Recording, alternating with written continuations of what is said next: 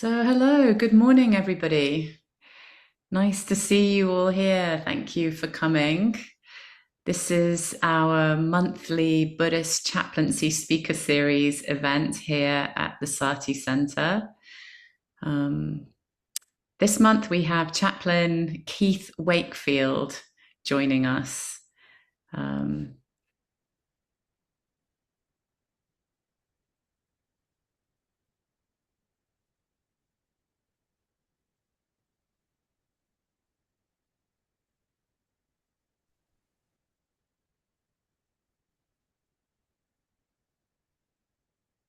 my apologies. Did you all just lose me for a moment?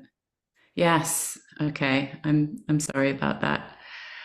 Okay, Um, so Keith is talking to us today. I love the title of Keith's presentation, which is "What I Wish I Had Known Before I Started Chaplaincy Training," which is wonderful in the context of this book that Keith just wrote, which is "Stay With Me. I Want to Be Alone: A Chaplain's Search for Meaning." And this is basically a memoir of Keith's experiences as a chaplain. I highly recommend reading it if any of you are interested in going into chaplaincy work, or if you're just interested in what a chaplain does in general. Like, there's so much in this book that's just about the day to day of what it's like to be working in a hospital, and the kinds of scenes and challenges that come up. So Keith is currently the manager for CPE programs at UCLA. Keith is a certified educator with the ACPE, and he completed his educator training at the University of Colorado in Aurora. Keith has a Bachelor of Arts in Theology from the Southern Adventist University, and his Master of Divinity is from the Seventh-day Adventist Theological Seminary at Andrews University. So in 2023, Keith earned his postgraduate certificate in research methods in health practice from the University of Bath. And prior to coming to UCLA, he was a CPE educator at Johns Hopkins in Baltimore and at Stanford Healthcare in Palo Alto, which is where we met. So Keith has chaplaincy experience in lots of different areas, including intensive care, surgical trauma, cardiology, psychiatry, oncology, and other general medicine units. Keith is an ordained elder in the Seventh-day Adventist Church, and he's taught classes on chaplaincy and spirituality in health at Loma Linda University and Andrews University. Whew, Keith, you are busy. And then it says in his spare time, because when Keith is not making movies, which some of you might know him from, because Keith came to join us earlier in the year when we screened a movie that he'd co-made a few years ago. And when he's not, writing his memoirs or teaching chaplaincy, Keith can be found passed out at home or running around after his young son. So, Keith, it's lovely to have you back. Thank you for joining us. And please take it away. Thank you so much, Vanessa. Thank you all for inviting me back. It was a lovely time a couple months ago, I guess now, and so it's just great to be back and to be here. Yes, A Certain Kind of Light is the film that was screened here. I've also been told not to believe everything that you hear about yourself. So all of those are just sort of factual things, and what I've learned about chaplaincy and all of these things, I can maybe start there, is that it really doesn't matter what the signage is or what the title of the hospital is. Patients are patients. When you get at bedside, people are people, and it's just lovely to come alongside people in any capacity when people are hurting. So yeah, I know that Vanessa and I a couple of months ago talked about kind of returning here and giving more of like a lecture type conversation, but I'm also interested in being as dialogical as we can. And so I want to see how what I share lands with you, kind of what you're bringing to the space. So I certainly want to leave enough time for question and answer and engagement. So how does that sound? Thumbs up, okay. Nods, great. Let me just share. I have some screens here, or a screen here. Everybody see that all right? Right. Let's see. So what did I wish that I had known when I got into this? Quite a few things, actually. But let me start here. Yes, I'm in this probably an AI generated building here, where it's where I am locally in Los Angeles. But I want to say that I'm a chaplain probably because of Guns N' Roses. When I look back on the formative experiences that I had, you know, it was maybe supposed to be of more spiritual components or deeper resources or drawing from a wealth or a depth of, you know, the sages and the gurus and the pastors and the, you know, all of the wise people of old. For me, when I really reflected, that was Axl Rose, and his lyrics, and um, it formed me in a way. And but I never thought that it belonged in this kind of work. You know, that's rock and roll. I mean, Guns N' Roses was allegedly the most dangerous band in the world at the time, and how would that fit within the capacity of spirituality and spiritual care and chaplaincy? And I remember vividly, I was sitting in a room as a part of the training process to become a certified educator to teach chaplains. Um, I don't remember what it was that I was defending, but I knew that what I was defending wasn't actually reality, but I had come to understand it and to live in a way that I was pursuing something that I knew wasn't there, sort of like a love. This wasn't the case, but like a love that you really desire to have, but you know will never be, but you still continue to pursue that. So it was kind of living in the past and not wanting to step out from that. And my educator at the time suggested that I just stop following the illusion and step into reality. And the first thought that came to my mind, I thought this doesn't belong here in this space, because the first thing that came to mind was a Guns N' Roses lyric, which is that I worked too hard for my illusions just to throw them all away. And I thought, well, I'm just going to say it. And I said it. And I watched the panel, the people on the committee kind of sit back and say, that's really deep. And I said, that's Guns N' Roses. um, and they said, well, that's really deep, and that seems really applicable to you. Why don't you bring more of that? And that was the invitation that I needed to say, like, we're all formed by these various things in our childhood experiences, through adults, through a lot, you know, as we grow up and as we age, things impact us, things influence us, they form us, they help us, give us a worldview. And I kept running away from the reality that Guns N' Roses lyrics were what was really informing my childhood and my philosophy and view of life. And there's this song here called Breakdown, and it really came to the fore that, you know, if someone really cared, they would take the time to spare a moment to try and understand another one's despair. Remember, in this game we call life, no one said it's fair. Like, this to me, I think, is a lot of the essence of chaplaincy. Can we take the time to spare and to come alongside and show people that we actually care? That's the essence of, I think, what it is that I do. But I didn't know all of this. I didn't really understand this when I was getting into it. So what do I wish I had known when I started this whole chaplaincy journey and CPE educator journey?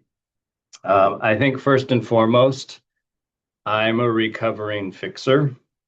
I wanted to see a problem, see a situation, and say, well, that's wrong. Let's fix it. You're hurting here. Let me try and take that away. The reality is we can't really fix anything physically that's going on with people, at least directly. But I found that there came to be this space that we occupy together, kind of recognizing our powerlessness together, that can, in a way, it doesn't fix the pain, but it does make it more bearable.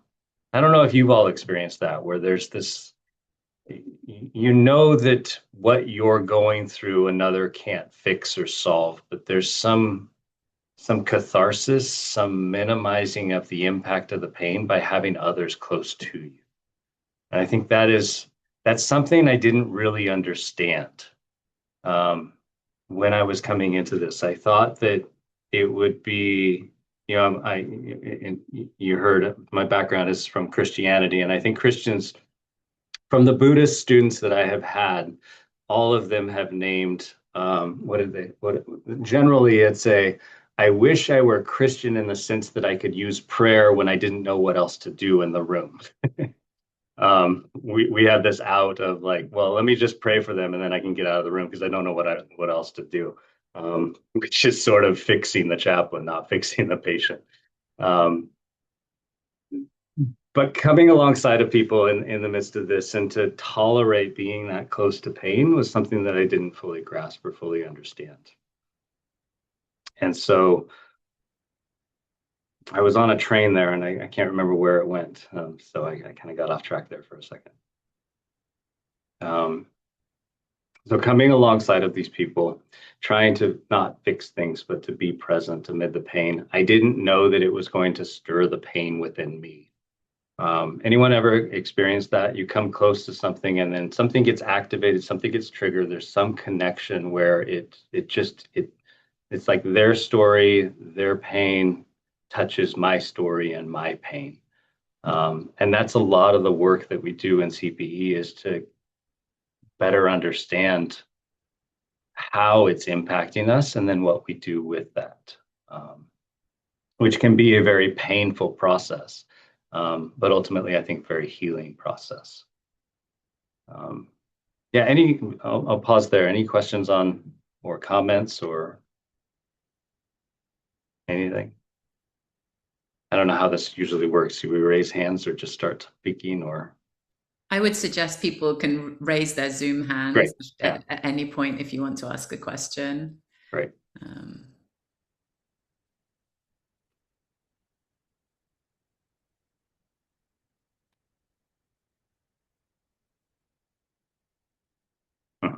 I'll say something else too. We get pretty comfortable with silence as chaplains.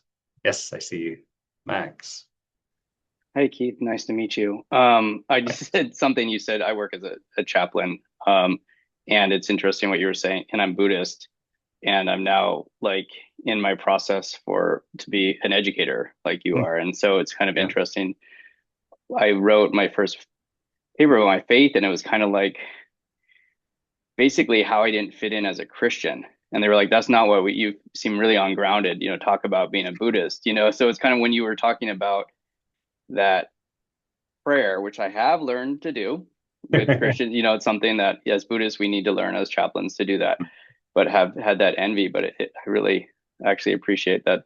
At least not maybe the APC, I had a little bit of issues there in my board certification in terms of some things, but ACPE seems to be open about multiple faiths. Anyway, I don't know what I'm saying, just a comment there. Yeah. Well, welcome to the journey. Thank you. Yeah.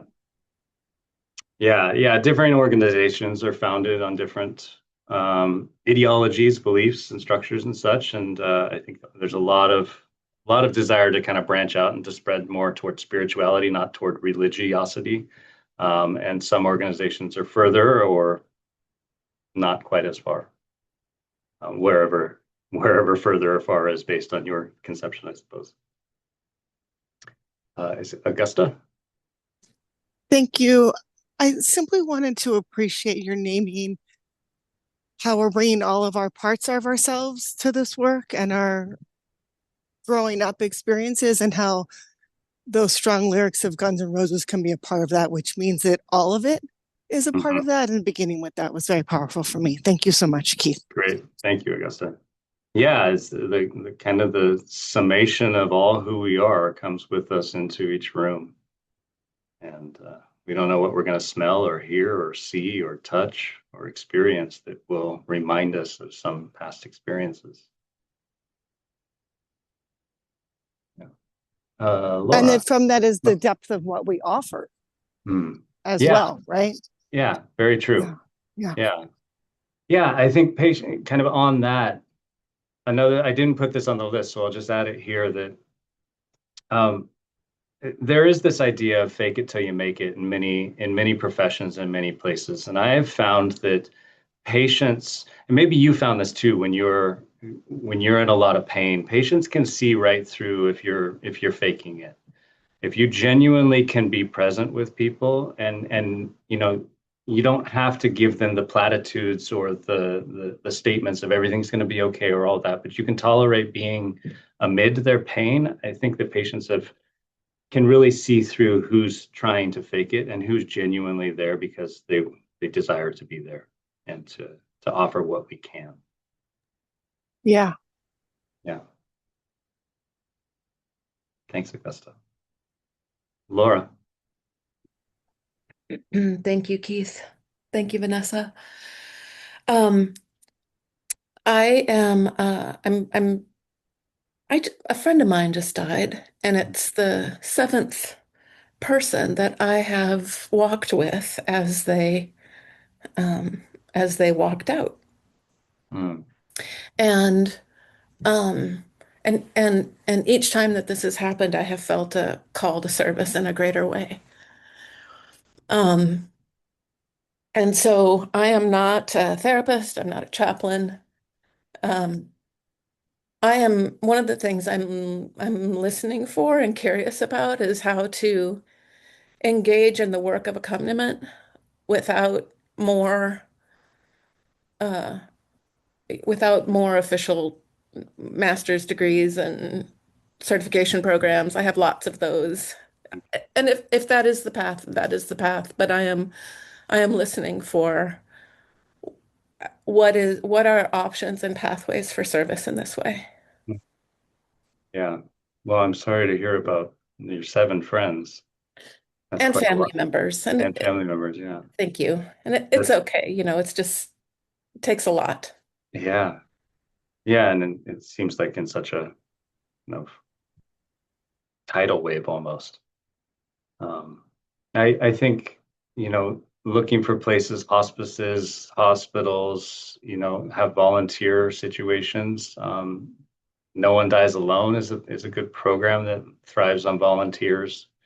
There's lots of different opportunities. I'd suggest maybe reaching out in the areas where you are in some of these places. I know hospices particularly just they need to, in order to maintain a nonprofit status, they need to thrive on having enough volunteers. And so that can look like almost any capacity.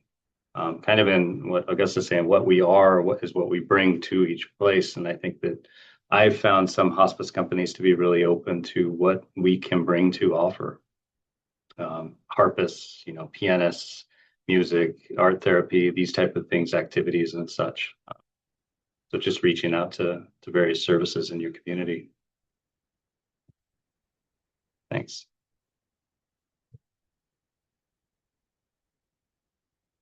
All right, let me continue here.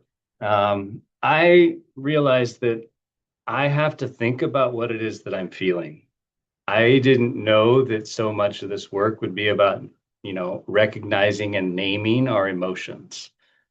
And I didn't have the language for it. I really had to think, what is this that I'm feeling?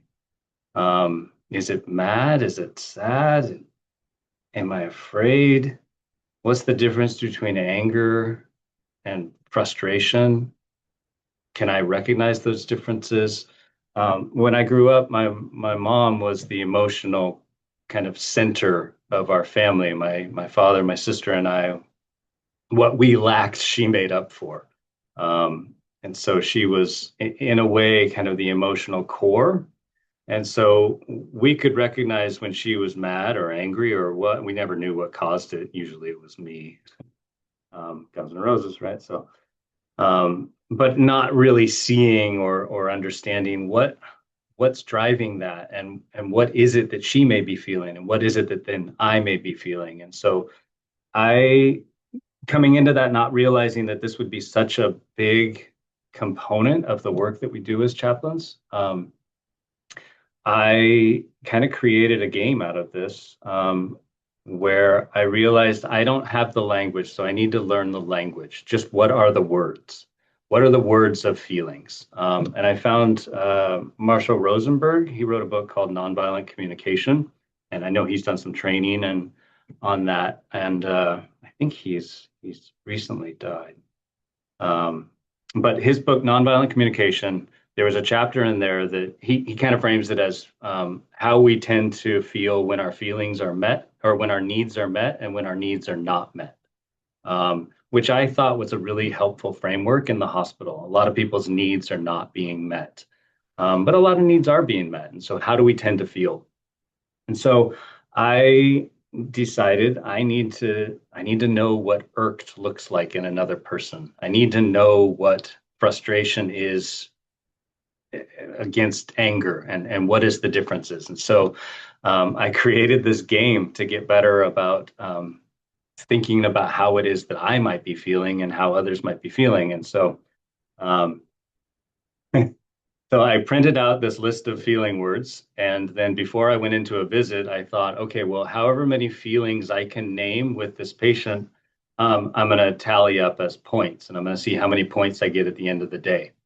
And then maybe tomorrow I can get more points. And then the next day I can get more points and more points. And so in doing that, I realized that while I was listening to people as they were talking, I stopped listening for the content of what they were saying. And I was listening more to the emotional impact that the content was having on them. And what I found was that, and maybe you've experienced this, when you've shared something and a person responds and they get a little detail of what you've said wrong, it creates a little bit of a distance. Like, you're not listening to me. No, you weren't paying attention. But when I explored the feeling, I can imagine that was pretty frustrating. People would sit back and go, well, no, it wasn't frustrating, but I was certainly disappointed. And then they would continue on. So I'd be corrected, but invited further into the story and further into the engagement. So that was somewhat of this byproduct of me not really understanding the emotions, and my own emotions, and then trying to get closer to people and understanding. I was kind of there for myself and playing my own game. But what happened is that byproduct was that I began to come closer and be more invited into people's story. And I think a lot of this is the work of what we're trying to do as chaplains. Everybody likes to feel heard, right? And there's a difference when you're heard emotionally and when you're heard for the content that you have shared. And focusing there, I really didn't know when I was coming in, but that really opened it up to better connecting and better meeting with people. And it was also fun to play a game. Again, remember, in this game we call life, right? There's games everywhere. So anyone else found this or tried this or seen this? Does it resonate?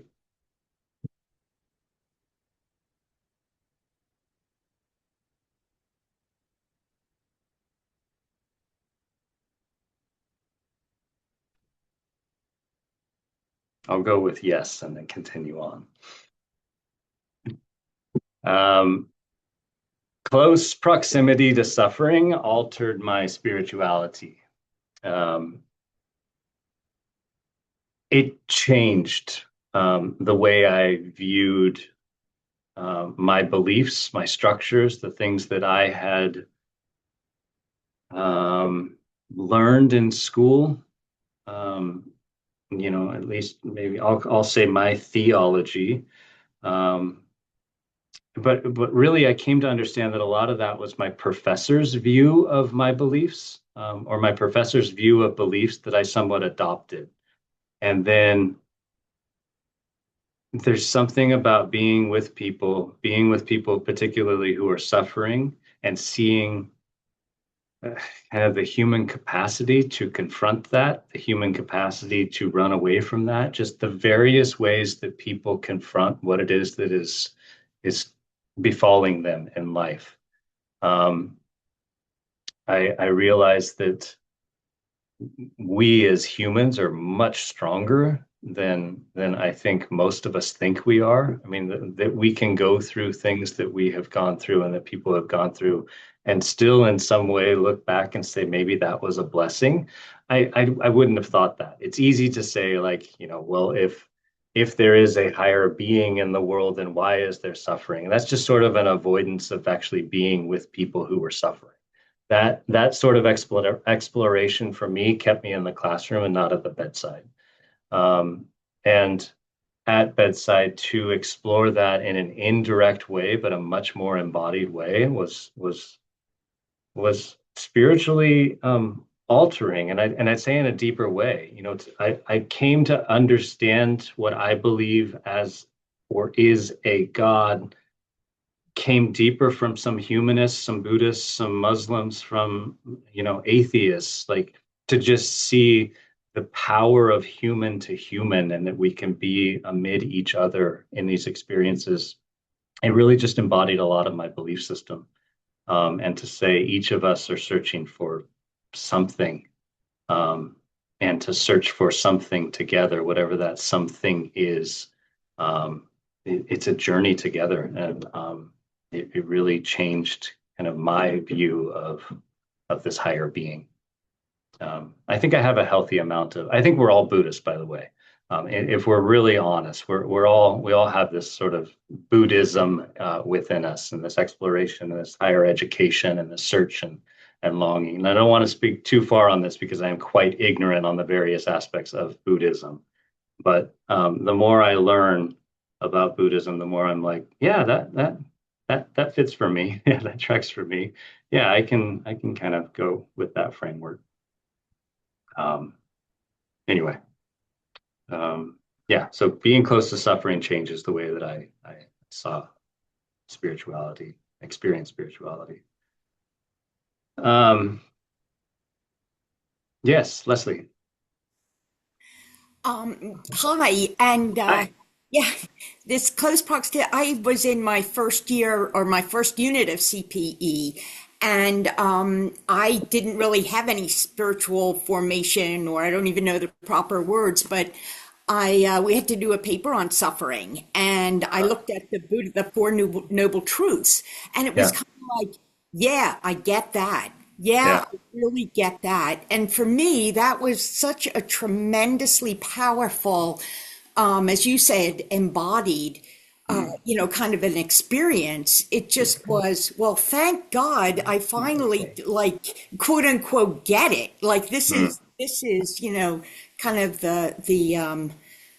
so anyway, I just thought I'd throw my bit in about suffering. I appreciate that. Yeah, yeah, I think it was similar to me too. Oh, this is what that theory, or this is what that kind of theology or doctrine or belief structure, this is what it looks like. This is what it can look like. Um, yeah, being in this embodied nature with people, it really can come to life. Yeah. Thanks, Leslie. Having compassion means holding firm boundaries. I think particularly in the hospital, which is where I'm working, and a lot of this comes out of, the hospital never closes. There's always something to do. There's always someone else to help. There's always more to do. And it's a great environment for burnout pretty quickly. And so to say, I'll think about this in the context of my students, for example. Well, I'll make it more personal. I'll be more vulnerable.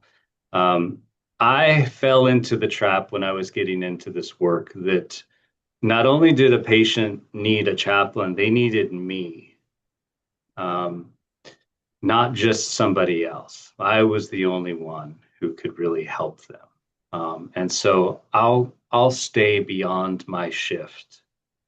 And what I was invited by my educator to look at was that I was wondering, it sounded like we're at the end of it. what I was invited to see at the end at that was that I was minimizing all of my colleagues, that I could do better than them, and that they weren't equipped like I was to care for other people. Now, there's no arguing that some of us, some of you will connect with people better than other people. And I'm always in awe of why I'm on call or why I was the one who responded to the call or the code or whatever in those times. But usually in awe as I'm reflecting back, saying, what do I make of it? What is the universe trying to teach me that I was the one who responded? But to think that it's only me is pretty narcissistic, and I don't think collegial, and I think can really work against me in serving others. And so, I mean, I'll use that example for kind of boundaries of, chaplaincy and such, but even just the boundary of saying no, or the obscure boundary of saying yes. I don't know if anyone's read Soren Kierkegaard. He's really foundational for me and kind of his view of existentialism and that. But he has a saying, I think it's in Fear and Trembling. He says, "A no hides nothing, but a yes very quickly becomes deception." So for me, learning no, it's a strong boundary, and learning how to say no. No, I can't be there. No, I can't. I can't come in and see you after the shift. I can't pass out my phone number so that we can connect when you're beyond. I can't follow you onto the street. It really draws a healthy and firm boundary so that I can continue to do this work the next day and the next day and not be on a fast track to burnout. Anyone have other ideas of kind of boundaries or how compassion is holding boundaries?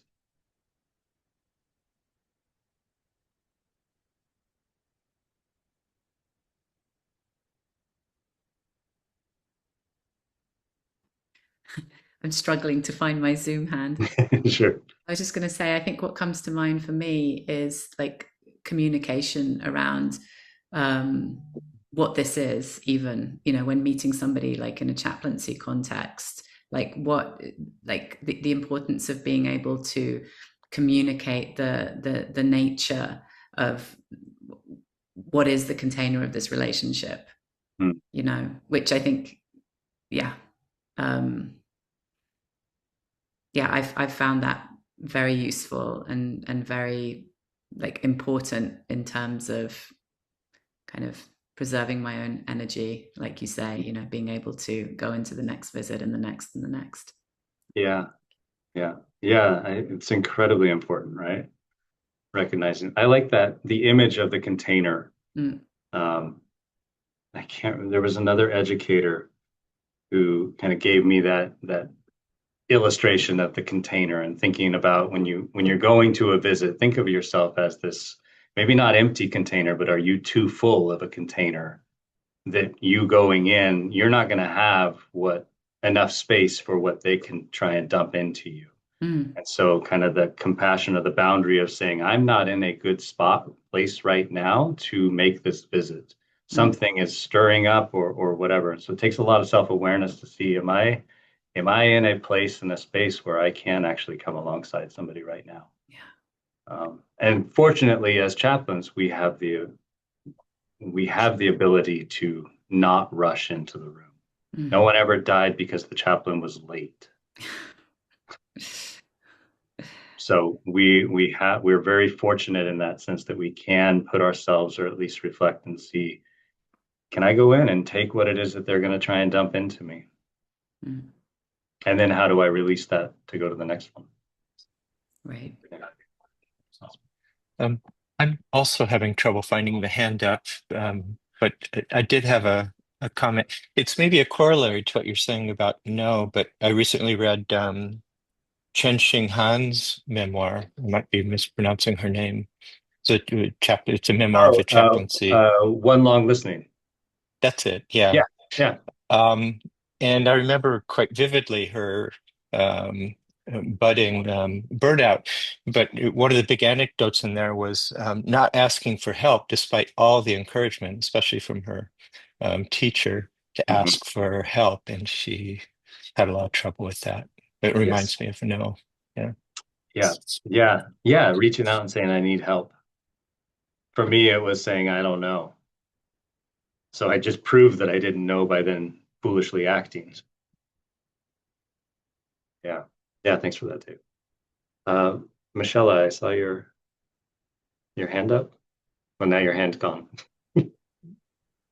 I just wasn't sure how valuable the reflection would be, but I see a lot of interconnection between these 4 points, and I think it really came alive for me when you were commenting on the boundaries piece, particularly around like I don't move into I don't call it compulsive fixing, but I would say like compulsive helping.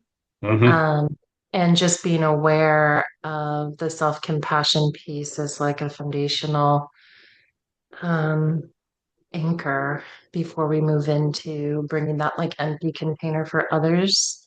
Um, and how sitting in proximity to others' suffering or pain brings us in touch with ours. And so, in a way, kind of principles from nonviolent communication also of like staying very present for what's arising in us around our wounds and scars, while also offering that empty container for the other. And just how demanding that work is, and also how like quintessential boundaries are for that work. But I just see that a lot of interconnection between these four, kind of all kind of having a similar root in a way. Yeah. Good. Thank you. I suppose I'm the root. There seems to be something more universal to it, not to detract from your wisdom. Sure. Yeah, and I didn't mean it in that. I think that yes, there is something universal in all of this. Another thing is that often staying quiet is exactly what the person needs.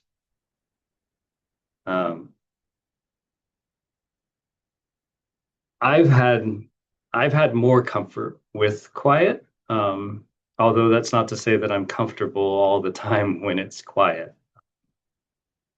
But sometimes just saying something is out of my own anxiety.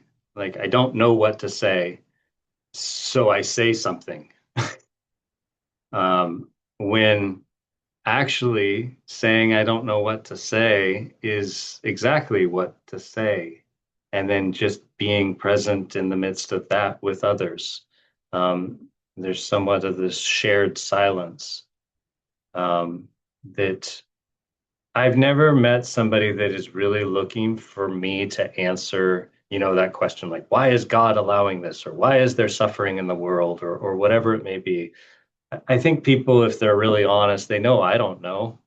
And I don't know. I mean, I can come up with some formula or, some theory or that, but the reality is if somebody's asking me that, then they're thinking about it already and have some formulated idea.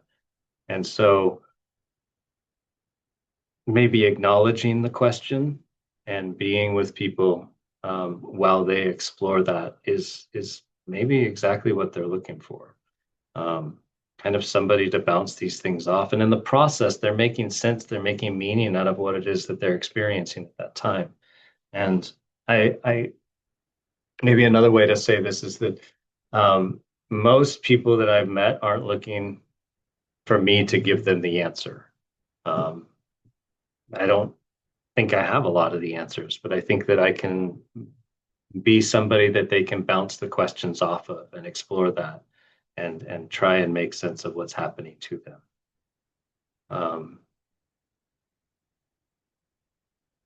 Yeah, and this, the title, as Vanessa shared from my book, is "Stay With Me, I Want to Be Alone," a lot of this is that dance that we do. I mean, really the title came because I think it summarizes chaplaincy in its barest form.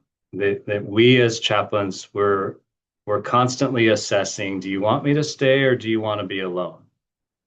What should I do here?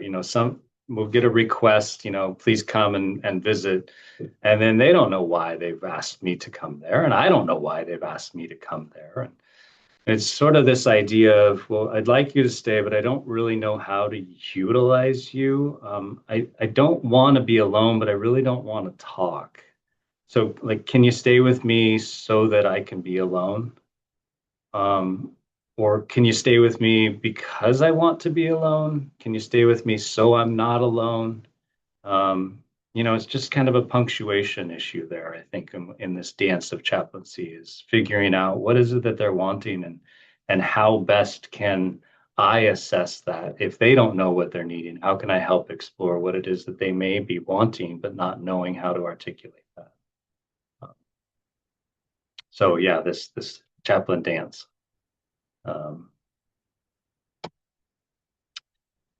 And I think number 6, the last thing I thought, well, there's more, but I suppose, for the sake of time and such, the last on here, I need a chaplain too. I didn't realize that. The pandemic really made that pretty clear for me.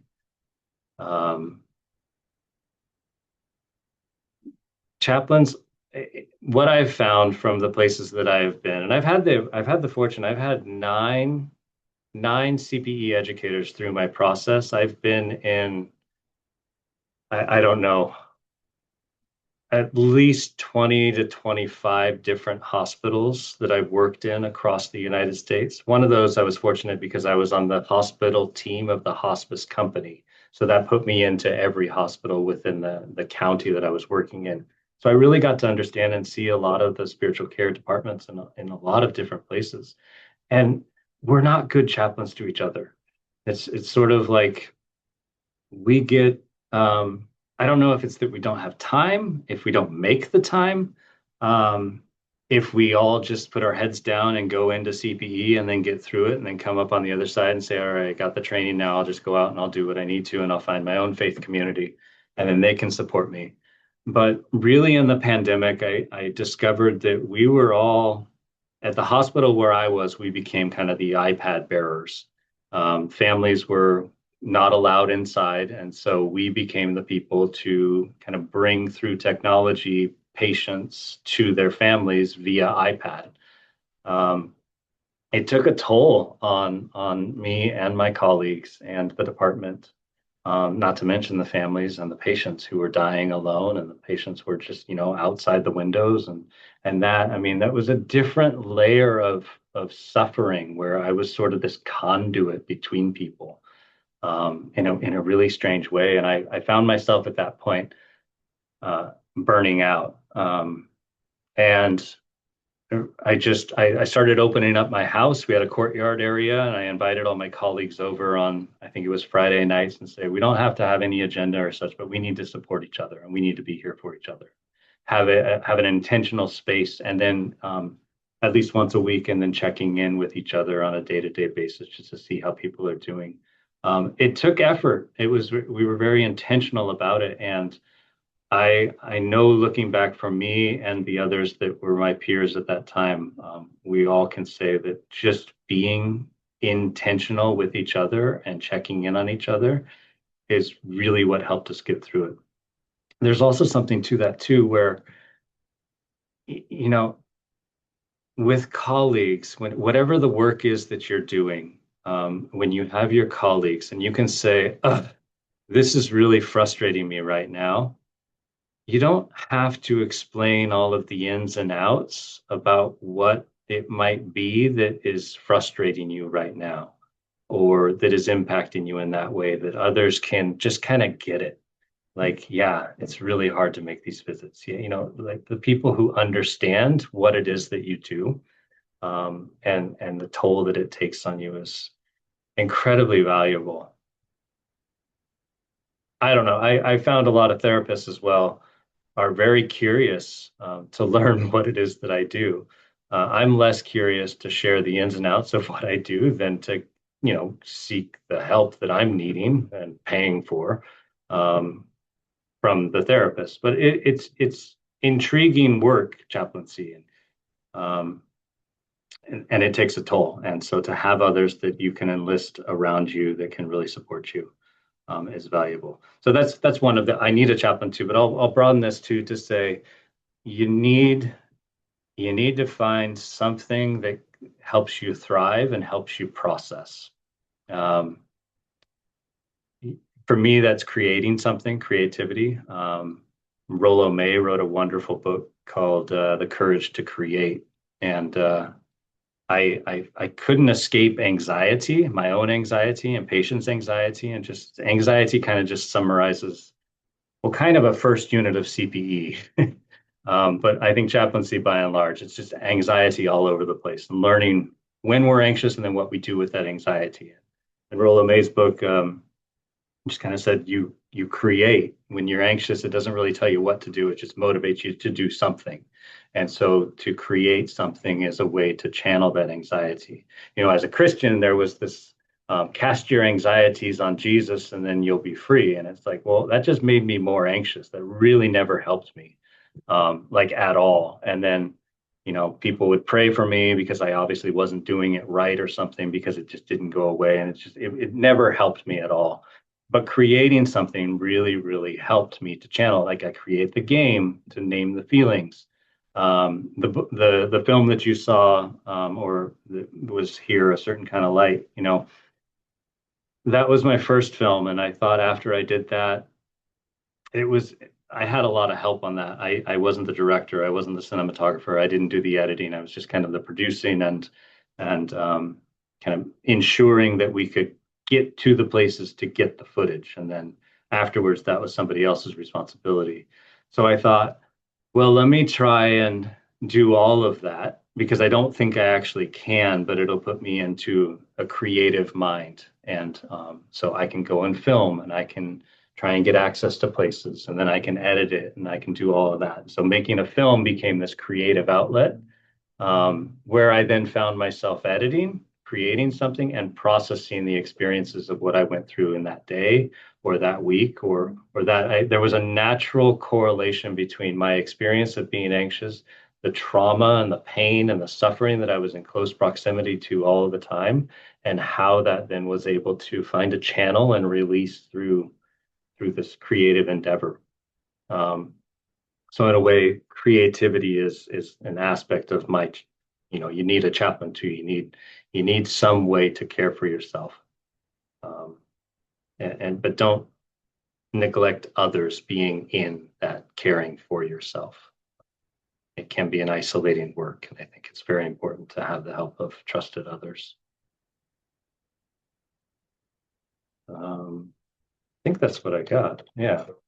So, Susan. Hi, Keith. Thank Hi. you. You've sparked a lot of thought for me.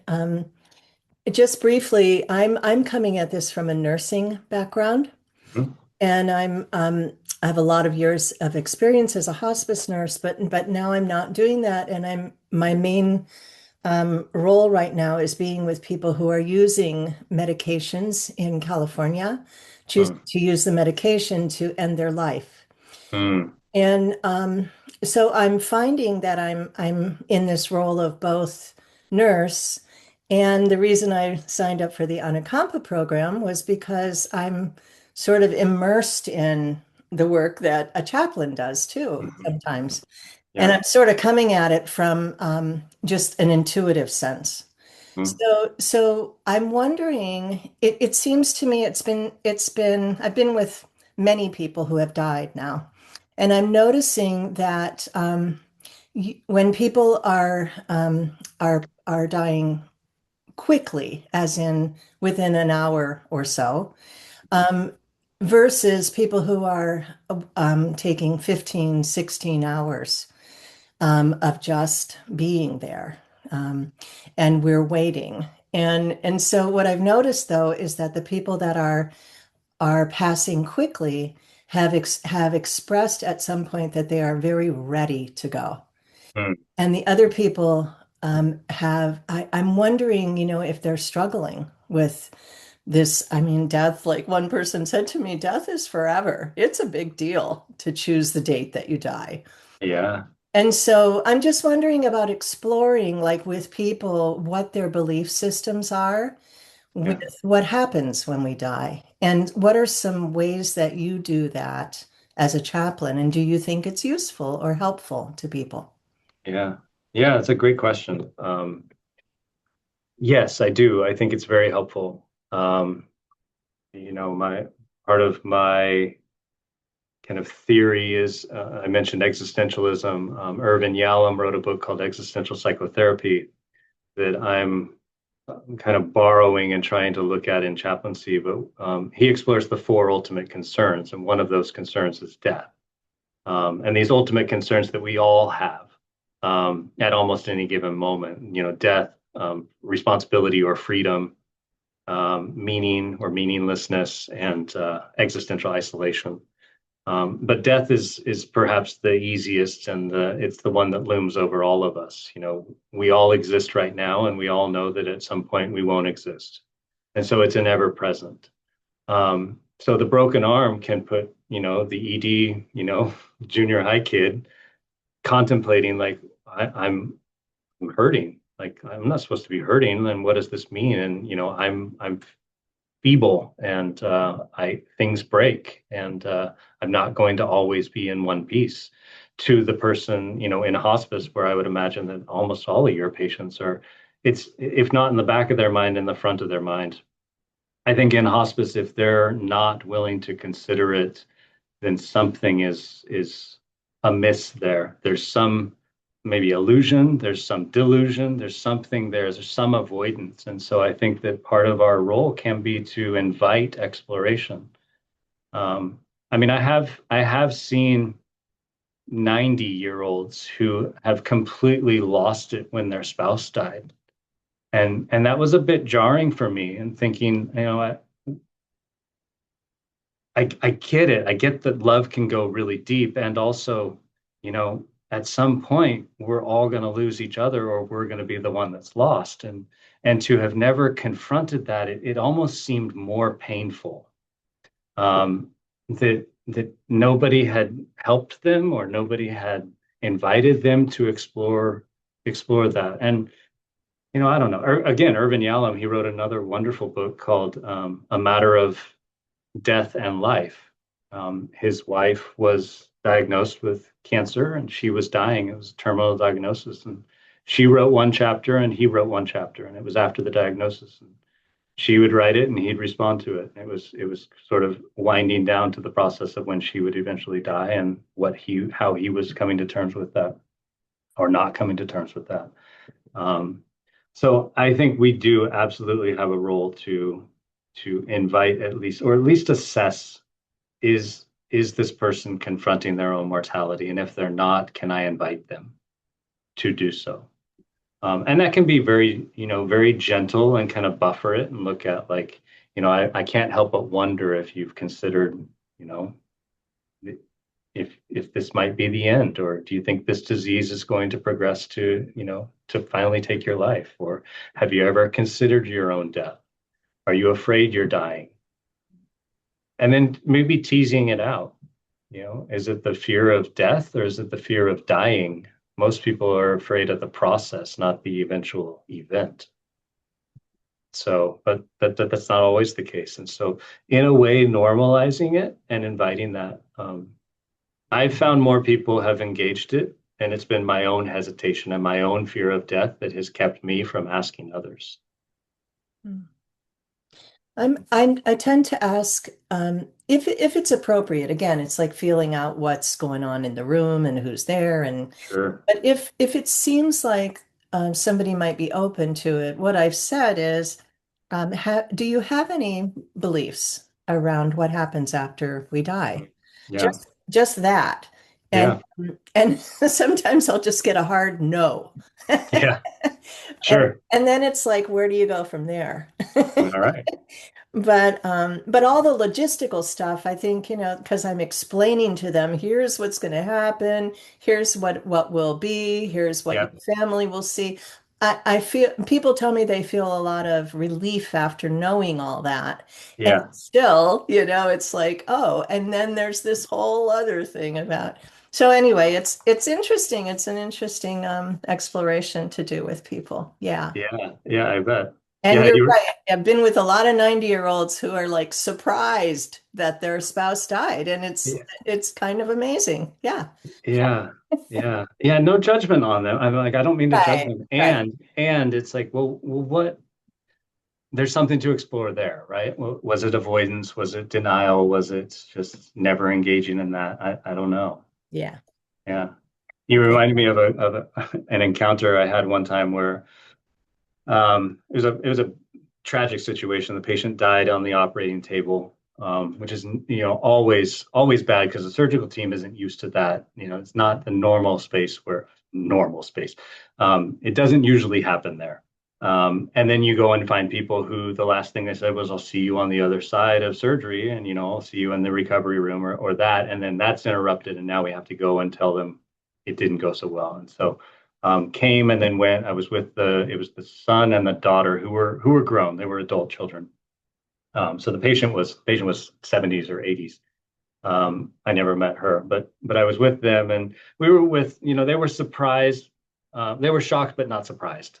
And I can remember asking them, do you have any questions about what happens next? Meaning, what I was meaning was like, her body will go down to the morgue. We'll reach out to you in a few days. Funeral home, we'll transfer there, and then you can do all that. Her response was, "Oh, well, we're Christians, so we know what happens next." And I'm like, "Oh no, well, that's good because I don't have that same assurance as a fellow Christian, but that's not actually what I was meaning." So, like the language that we can use and what we're meaning can really be also misinterpreted. So, yeah, what happens next? Who knows? Keanu Reeves, I think I saw, gave one of the best answers to that question of what happens when you die. He said, "I think the people who loved them are really sad." I like that. That seems the most accurate for me.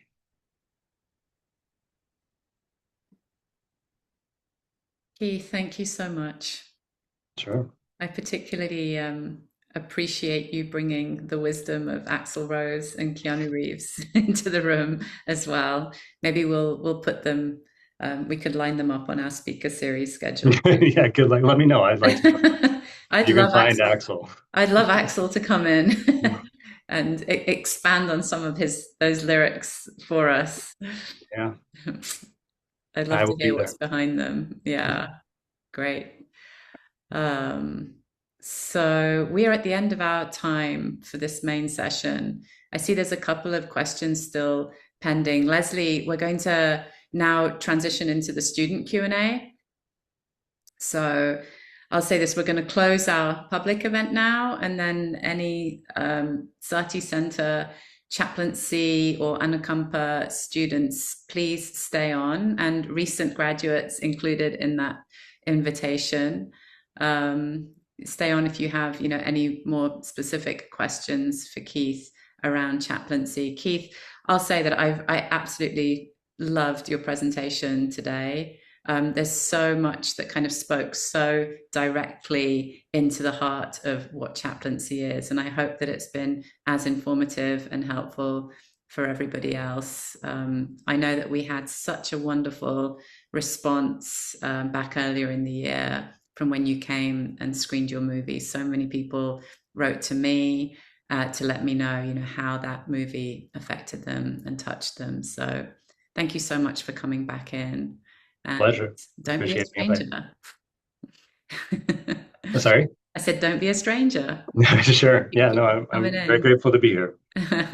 And yeah, and if anybody would like, I'll plug the book a little bit. If you'd like to at least download chapter 1, you can scan the QR code and scroll to the bottom. There you go.